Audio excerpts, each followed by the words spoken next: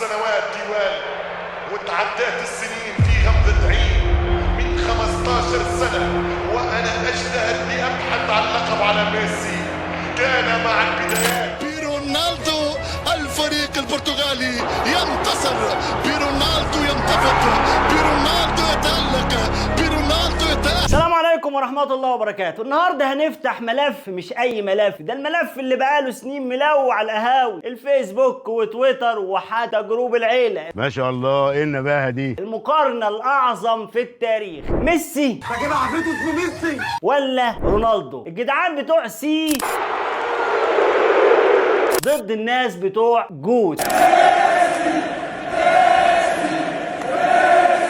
وانا بقى قررت اعمل الحلقة دي علشان احلل واتكلم وهزر واي شيء يقال بعد كل ما قيل، وامسك العصاير من النص علشان محدش يجي برضه يبوظ لي عربيتي. يلا نبدأ ونشوف الحكاية من الاول، بس ما تنساش قبل العربية ما تبوظ اشتراكك الجميل ولايكك المتين على الفيديو.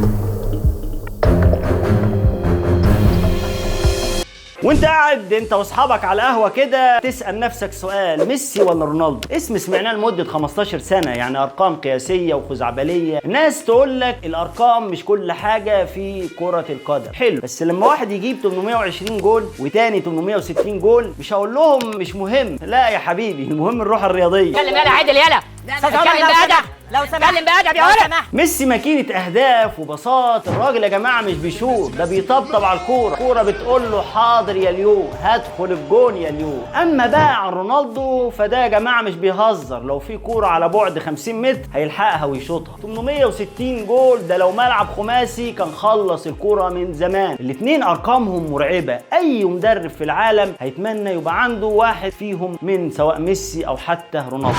كريستيانو يدخل ميسي على الكوره، مش معقول، لا لا لا. نيجي بقى للبطولات، وهنا في قصة مثيرة جدا لميسي. لسنين قعدوا يقولوا عليه بس مع المنتخب مفيش كاس عالم، لحد ما جالهم في 2022 وقال لهم اتفضلوا خدوا كاس العالم بس اشربوا ميته. ميسي يا جماعه معاه 10 دوري اسباني و4 دوري ابطال و1 كوبا امريكا و1 كاس العالم اللي ختم بيه قصته. اما بقى رونالدو فقال لك انا هلف في اوروبا واجيب بطولات في كل حته، 2 دوري اسباني، 3 دوري انجليزي، 5 دوري ابطال، وده رقم مجنون جدا، و1 دوري مع اليوفنتوس، و2 دوري الامم مع المنتخب البرتغالي ايضا. ولما نيجي نتكلم عن الاستمراريه فالعمر مجرد رقم. اداني في العتاق يا معلم. هنا بقى لازم نقف تحية للدون، 39 سنة، عضلات تقولك لسه نازل من كمال أجسام، وبيلعب في السعودية ولسه بيجيب اجوان ولسه بيعمل يعني لو راح كأس العالم للعبة البتناج على الجليد هيجيب جول كمان. اما ميسي فده دماغ، الراجل بيقرا الملعب كأنه معاه خريطة الGPS، بيمشي على مهله، وفجأة جول، فجأة اسيست، والناس تقول لك عملها ازاي.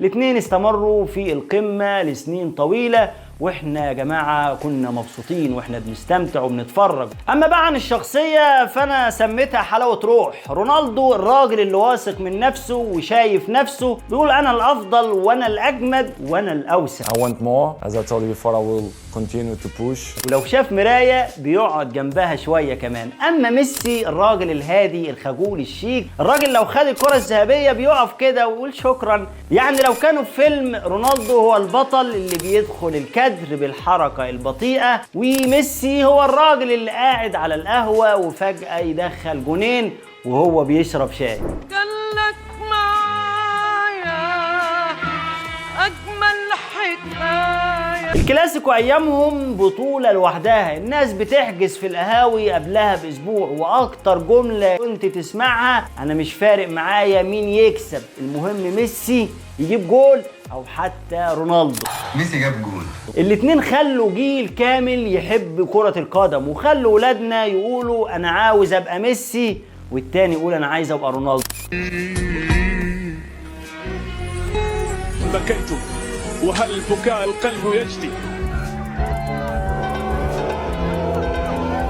الحقيقه مفيش مقارنه بين الاتنين، فالاتنين اساطير. اللي بيحب ميسي عمره ما هيقتنع بكلامك عن رونالدو، واللي بيحب رونالدو هيفضل يقول لك سي طول الوقت. قولوا لي في الكومنتات انت مع فريق ميسي ولا مع رونالدو، وعلى فكره انا ضد ده. واوعى تنسى لو عجبتك الحلقه لايكك الجميل واشتراكك المتين وفعل الجرس علشان لما انزل حلقه مين الاعظم ميسي ولا مصطفى يونس تبقى اول واحد يتفرج. سلام عليكم.